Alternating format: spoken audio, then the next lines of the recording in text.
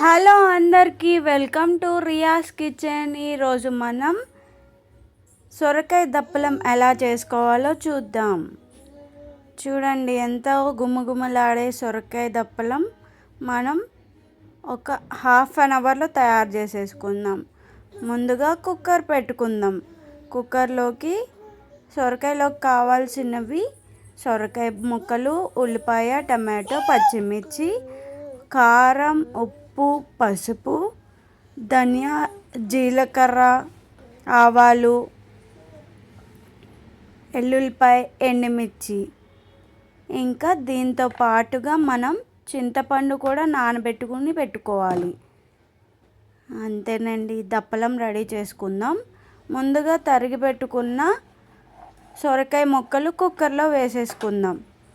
సొరకాయ ముక్కలు, తర్వాత పచ్చిమిర్చి, తర్వాత ఆనియన్, టమాటో అన్నీ కూడా కుక్కర్లో వేసేసుకుందాం. ఇట్లా చిన్న చిన్నగా కట్ చేసుకుంటే త్వరగా ఉడుకుతాయండి.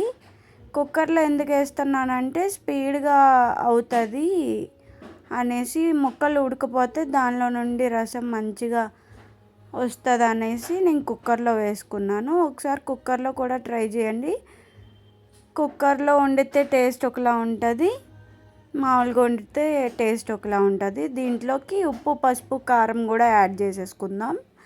యాడ్ చేసేసుకుని స్టవ్ మీద పెట్టుకుని దీంట్లోకి 2 గ్లాసెస్ ఆఫ్ వాటర్ పోసుకొని ఒక 1 విజిల్ వచ్చేదాకా కుక్ చేసుకుంటే చూడండి ఎట్లా కుక్ అయినాయో, చక్కగా కుక్ అయిపోయినాయి కదా. దీంట్లోకి మనం ఇప్పుడు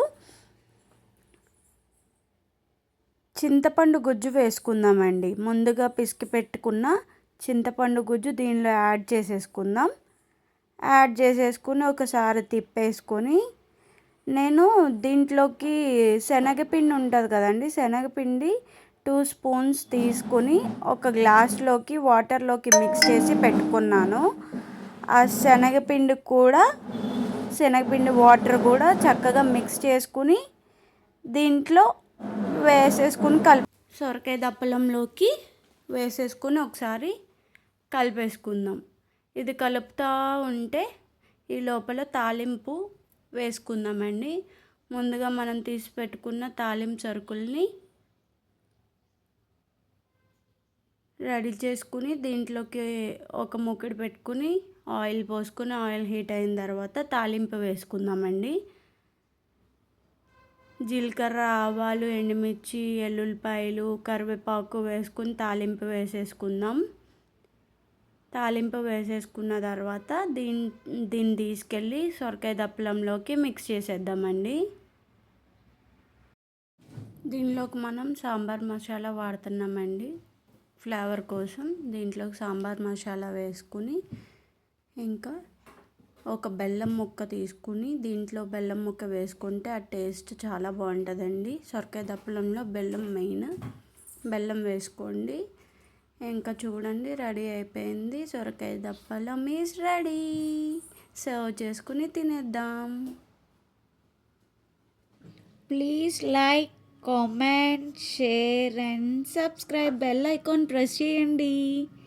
thanks for watching. Bye bye.